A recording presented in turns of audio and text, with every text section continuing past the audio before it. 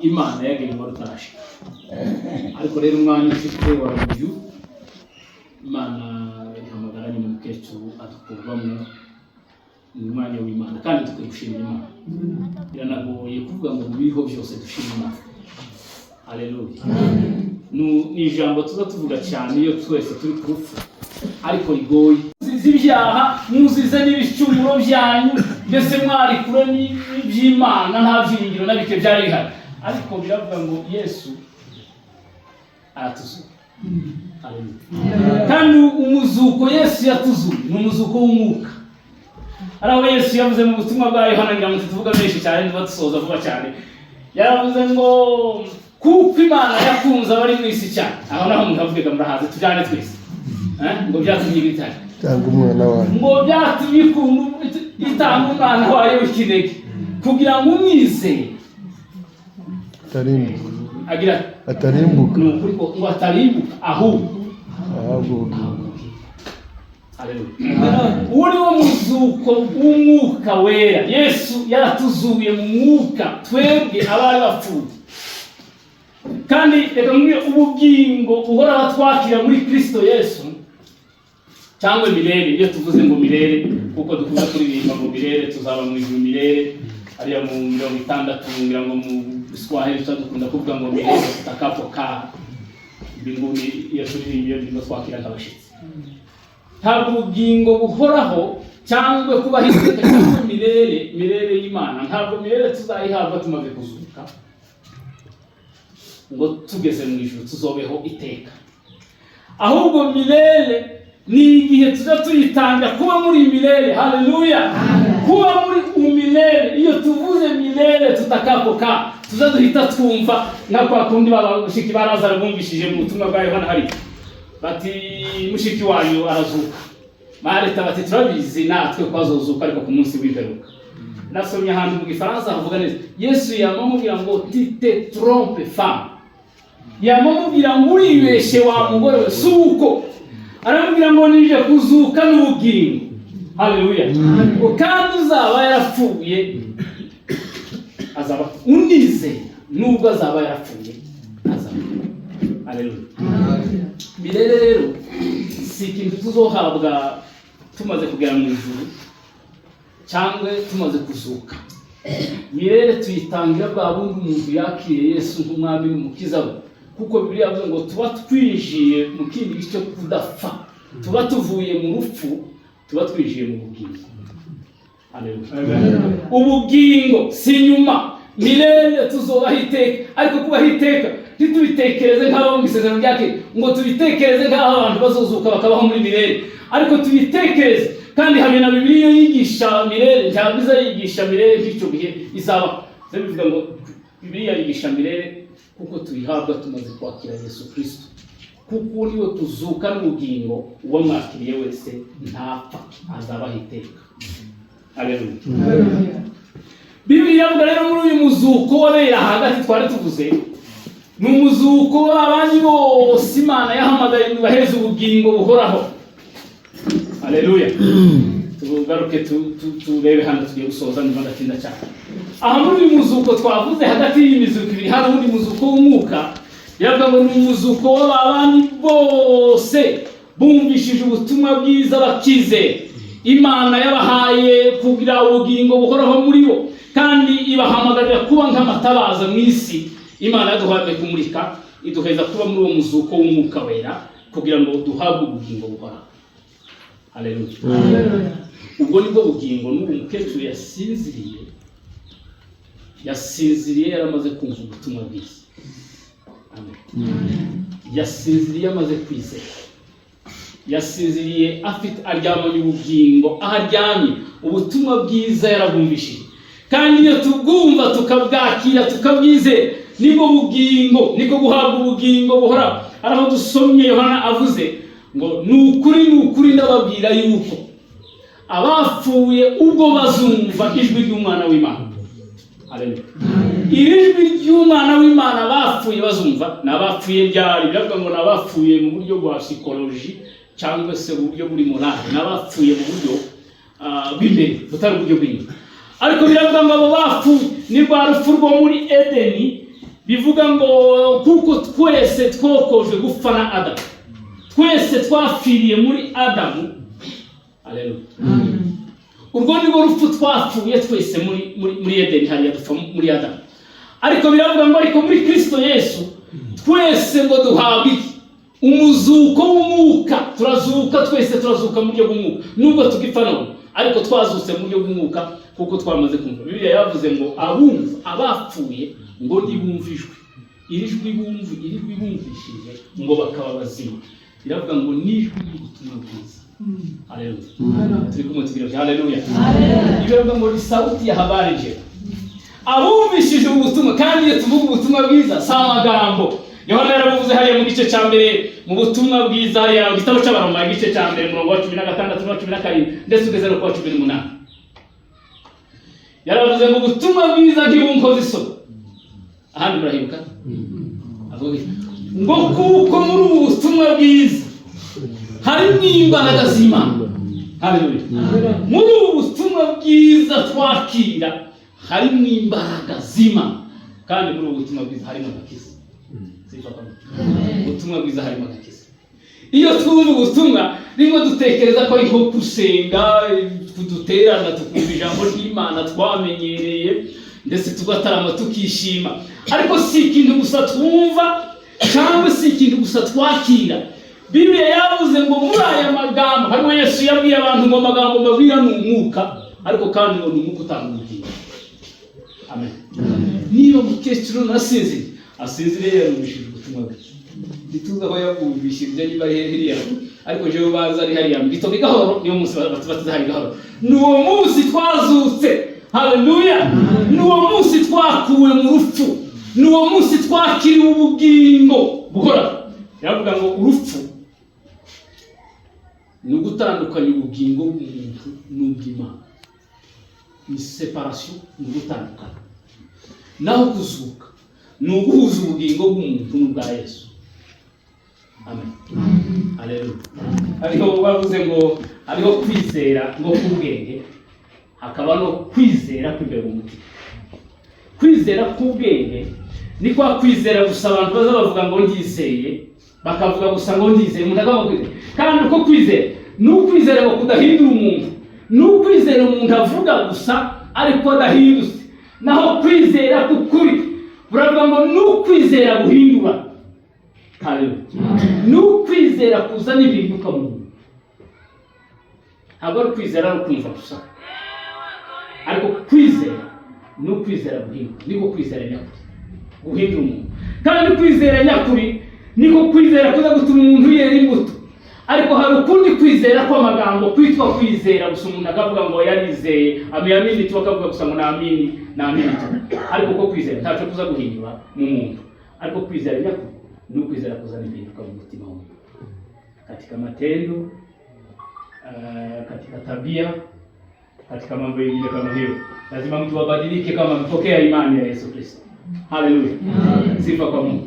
Biblia leo yavuze ngo abumva ubutumwa bwiza bakabwakira, ntibabumve nk'amagambo, bahawe ubugingo kandi ntibapfa. Habe nubwo none baryamye barasinziriye, cyo bituma Yesu yavuze bati Lazaro araryamye gusa yasinziriye, ariko ubu wazazuka.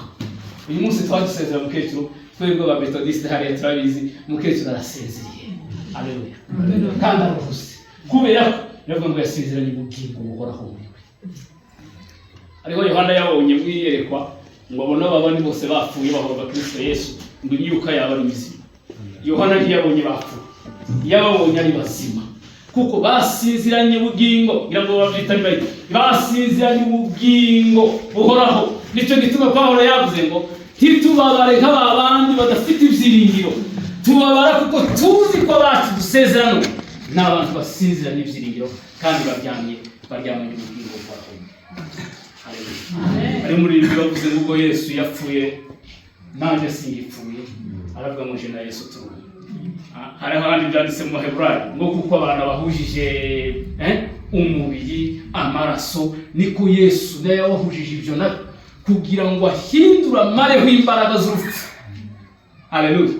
Yesu yaje kutuneshereza abantu, kandi abanesha mu buryo biratangaje cyane. mu buryo byenda butagaragarira abantu. Habe iyo tubyakiriye tubibona ko hari icyo twakiriye, tubona twakiriye ibintu biri aho ngaho bisanzwe, ariko iyo twakiriye Kristo tuba twakiriye ubugingo. Amen. Mufere mwe yavuze ngo tugarengezibwa n'umwuka wa Roho. Mwuka wa Kristo twahawe tumaze kwizera, uwo ni uzatuzana. Uyu mugoroba rero reka dusoze tubahumurize. Haleluya. Muhumurike kuko abapfuye bumva. Abapfuye biravuga ngo nibumva bazaba bazima, nibumvishwe ubutumwa bwiza bakabwakira. Ubutumwa bwiza si amagambo, ababwakiriye nubwo basinziriye none, ariko babukingiranye ubu butumwa biravuga ngo nta bugingo buhoraho bafite. Bibiliya ngo bamaze gucirwaho iteka. Kuko gucirwaho iteka ni ukwanga kwakira ubutumwa bwiza bazanywe na Yesu Kristo, bazanywe n'abavuze bose. Iyo tubwakiriye tuba twimutse. Haleluya. Tuba tuvuye mu gihugu tukishyira mu kindi, tuba tuvuye mu rupfu tukishyira mu bugingo. Amaze twasomye havuze ngo nukuri havuze za nuhasoma neza ni kabiri, nukuri hepfo harongera haravuga ngo nukuri. Ariko murongo ukurikira uravuze ngo nukuri ndababwira yuko bapfuye baramaze kumva iki? Ubwo butumwa bwiza. Haleluya. Iravuga ngo nibo bazongera kumva kandi Yesu nahamagara itorero. Sifa kamo. Amen. Abandi bapfuye baramaze kumva ubutumwa bwiza, nibo bazongera kandi kumva ijwi ry'Imana n'Imana. Amen. Rimwe na rimwe hari ubwo tuzadutekereza nk'abantu bakaza tukazatwongera tutese mwe maringarama, hari uko yavuze se mwe mumshahagi ko hari uwo bavuganye, tugashaka nko kubaza cyane abantu baro barimwe bagashyiramo ibinyoma bati twaravuganye biranyine ngo baryoshye ibintu bizagende neza, ariko abantu bakabitorera cyane. Ariko icyo cyo gikenewe, hari abantu bamwe bazotibuka mu ndege bari mu kirere, nta mwanya bazo bafite wo kuvuga. Ese batuzobashingura gutefata abone kushingura gusa kabatara, abandi bazoba bari mu modoka itembagare birangirira nta jambo bavuze. Bizagenda bite? Bibiliya yavuga ngo twavuze ryari? Haleluya. Twavuze wa munsi twakira ubutumwa buvuga Yesu Kristo, kuko Yesu niyo wazanye ubugingo, niyo wazanye kuzuka, niyo waje kudukura muri rwa rupfu rwake. Kandi hariho ikintu Abafaransa baza bita ngo le péché comme les racines du péché. Urupfu nk'imizi y'icyaha. Kuko urupfu rwabaye muri Edeni ni ukugutandukana muri Edeni. Biravuga ngo cyaha nicyo cyatandukanije abantu n'Imana.